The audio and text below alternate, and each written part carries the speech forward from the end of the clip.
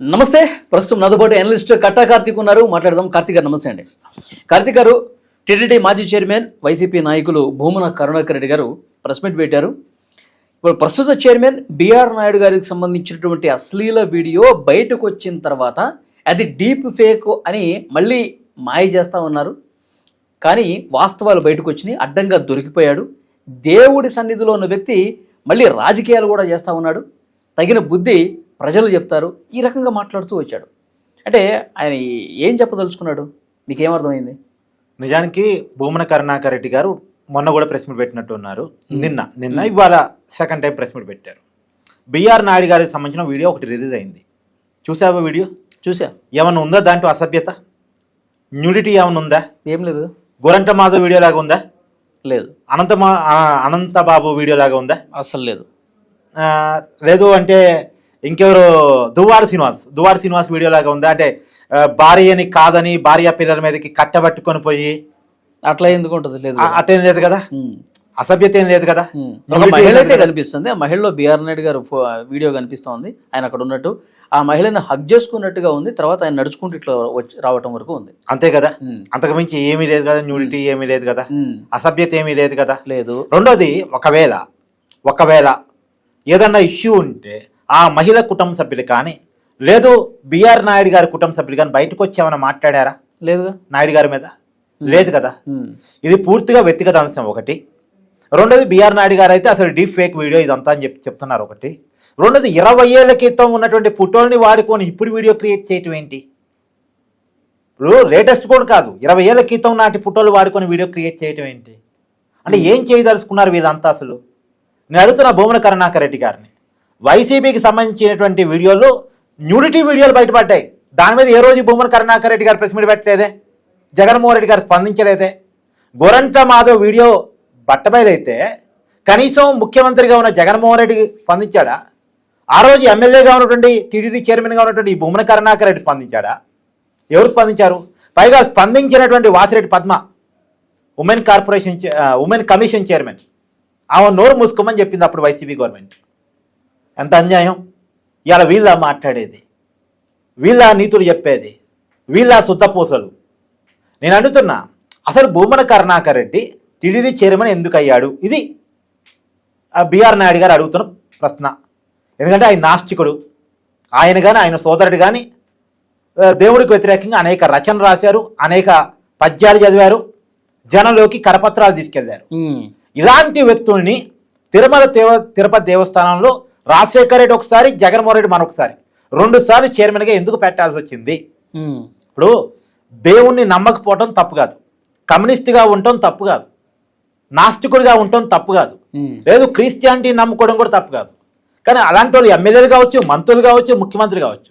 కానీ తిరుపతి దేవస్థానం చైర్మన్ కావాలంటే మాత్రం హిందువే అయి ఉండాలి, దేవుణ్ణి నమ్మేవాడే అయి ఉండాలి, వెంకటేశ్వర స్వామిని కొలిచేవాడే అయి ఉండాలి, నమ్మకం ఉన్నవాడే అయి ఉండాలి. ఎందుకంటే అది మత సంస్థ, మతపరమైన ధార్మిక సంస్థ అది. మరి అలాంటి చోటకి భూమన కరుణాకర్ రెడ్డిని ఎందుకు చైర్మన్గా పెట్టారు? సరే, భూమన కరుణాకర్ రెడ్డి మారాడేమో అనుకుని పెట్టారేమో, అది వదిలేద్దాం. కానీ భూమన సోదరుడు ఇప్పటికీ మారలేదుగా. ఇప్పటికీ ఆయన సోషల్ మీడియా అకౌంట్ చూస్తే, ఆయన ఫేస్బుక్ చూస్తే యాంటీ డివోషనల్ ఐడియాసే కనపడుతూ ఉంటాయిగా, ఓ నాస్తికత్వమే కనపడుతూ ఉంటుందిగా, వాళ్ళ కుటుంబంలో క్రిస్టియానిటీ పెళ్ళిళ్ళు కనపడుతూ ఉంటాయిగా. మరి అలాంటి వ్యక్తిని తీసుకొచ్చేసి తిరుమల ఉద్యోగులకి, తిరుమల అర్చకులకి ట్రైనింగ్ ఇచ్చే అధికారికి ఎట్లా నియమించారు? ఆ పోస్టింగ్లు ఎలా పెట్టారు? అంటే ఇదంతా కుట్ర కాదా అనేది బిఆర్ నాయుడు గారి ప్రశ్న. ఈ ప్రశ్నకి సమాధానం చెప్పడం చేతకాక ఇంకేదేదో మాట్లాడతారేంటి? రెండోది, బిఆర్ నాయుడు గారు స్ట్రైట్గా అడుగుతున్నారు, జగన్మోహన్ రెడ్డి గారు ఎప్పుడైనా భారతీ గారిని తీసుకొని సతీ సమేతంగా వచ్చి దేవుడికి పట్టు వస్త్రాలు సమర్పించారా అని అడుగుతున్నారు. దానికి సమాధానం చెప్పకుండా ఇంకేదో మాట్లాడతారేంటి? ఇది కదా తిరుమలకు సంబంధించిన విషయం, ఇది కదా పవిత్రతకు సంబంధించిన విషయం, ఇది కదా సాంప్రదాయానికి మనోభావాలకు సంబంధించిన విషయం. ఇవన్నీ దాటవేస్తారేంది? ఇవాళ ఏకమెన్ కమిషన్ తిరుమల చేరుకుంది, 1 మెన్ కమిషన్. ఆ కమిషన్ విచారణ చేస్తూ ఉంది. ఈ విచారణ తప్పుదో పట్టించాలి. ఎందుకంటే ఆ కమిషన్ ఖచ్చితంగా వైవి సుబ్బారెడ్డి పాత్ర ఏంటి, భూమన కరుణాకర్ రెడ్డి పాత్ర ఏంటి, ధర్మారెడ్డి పాత్ర ఏంటి బయట తీసుకొచ్చిందన్న విషయం వాళ్ళకి తెలుసు. దీన్ని సైడ్ ట్రాక్ చేయాలని చెప్పేసి చేస్తున్నటువంటి ప్రయత్నం.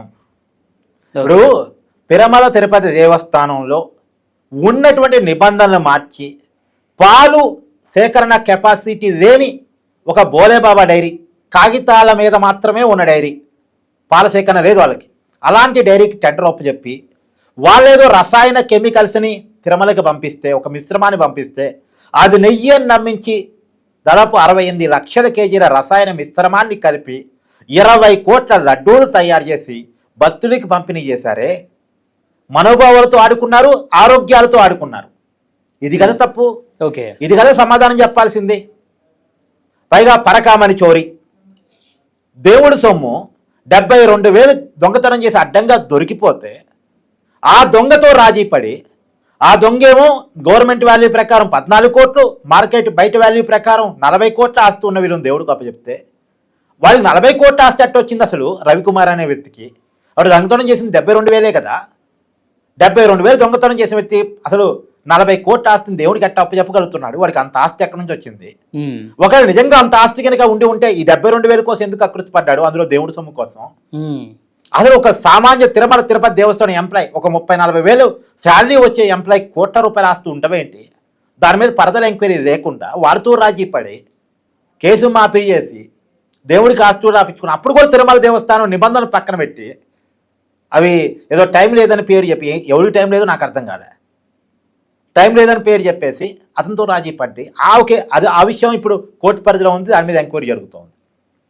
దీనికి సమాధానాలు చెప్పడం చేతగాక దీనికి అంటే ఇంకొకటి కూడా, అసలు ఈ ప్రపంచంలో తిరుమల సెట్ తన ఇంట్లోనే చేయించుకొని పూజా కార్యక్రమాలు చేసిన మహానుభావుడు జగన్మోహన్ రెడ్డి.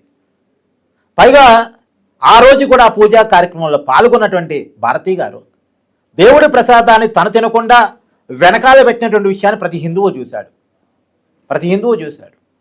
ఆ మాత్రం నమ్మకం లేనటువంటి వాళ్ళు అంటే అధికారంలో ఉన్నప్పుడు దేవుడి మీద దాడి చేశారు, అధికారం పోయిన తర్వాత ఇప్పుడు దేవుడి భక్తుల మీద దాడి చేస్తున్నారు. అంటే బిఆర్ నాయుడు గారు భక్తుడు, ఇప్పుడు ఆయన ఈ విషయాలని తీసుకొస్తున్నాడు. ఈ విషయాలకు సమాధానం లేదు. సమాధానం లేనప్పుడు ఏం చేయాలి?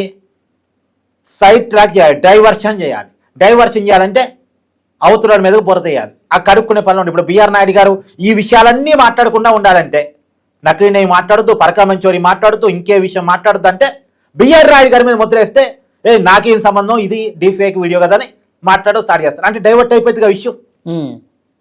తనకు సంబంధించిన వీడియో మీద మాట్లాడుకుంటూ ఉంటారు బిఆర్ నాయుడు. ఇప్పుడు ఇదేంటి డీప్ ఫేక్ ఎవరు చేశారంటారు? ఇది ఇంకెవరు చేస్తారు? ఎవరికి అవసరం ఉంది? ఈ విషయాలన్నింటినీ డైవర్ట్ చేయాల్సిన అవసరం ఎవరికి ఉంది? ఇప్పుడు అంబటి రాంబాబు గారి మీద తిట్టించింది ఎవరు? చంద్రబాబు నాయుడు గారిని డైవర్ట్ చేయడం కోసం కాదా? ఇది కూడా అలాంటిదే, డైవర్ట్ చేయడం అంటే తప్పు చేసి తప్పించుకోవటానికి తిప్పల పడుతున్నటువంటి ఒక రాజకీయ పార్టీ. ఆ రాజకీయ పార్టీ ఏంటి అని నేను కొత్తగా చెప్పాలా? కనపట్టలేదా కళ్ళ ముందు? ఇప్పుడు భూమన కరుణాకర్ రెడ్డి ఏ పార్టీలో ఉన్నాడు? అసలు నాకు తెలియక అడుగుతా, అసలు భూమన కరుణాకర్ రెడ్డి కాక ఆయన వదిలేసి హిందూ ధర్మాన్ని మాత్రమే నమ్ముతూ ఆచరిస్తూ దేవుణ్ణి నిత్యం కొలిచేటువంటి హిందువులు వైసీపీలు ఎవరు లేరా? ఎందుకు వాళ్ళకి ఇవ్వకుండా ఇతనికి ఇచ్చారు తిరుమల తిరుపతి దేవస్థానం? ఇతన్ని నియమించడంలోనే అనుమానం ఉంది, బోలేబాబాకు అప్పచెప్పడంలోనే అనుమానం ఉంది, పాలసేకరణ లేని వాడికి నిబంధనలు మార్చడంలోనే అనుమానం ఉంది. ఇదంతా ఆ రోజులో దేవుడి మీద జరిగిన కుట్ర. ఇప్పుడు ఆ కుట్రలు బయటకు వస్తున్నాయి కాబట్టి బిఆర్ నాయుడు గారి మీదకి దాన్ని డైవర్ట్ చేయాలనేటువంటి ఒక ప్రయత్నం. ఓకే, సో చూద్దాం ఇంకా ఎలాంటి కొత్త విషయాలు బయటకు వస్తాయి, ఇంకా ఎలాంటి డీప్ ఫేకులు క్రియేట్ చేస్తారు, దాని మీద మళ్ళీ మనం మాట్లాడదాం. Thank you very much.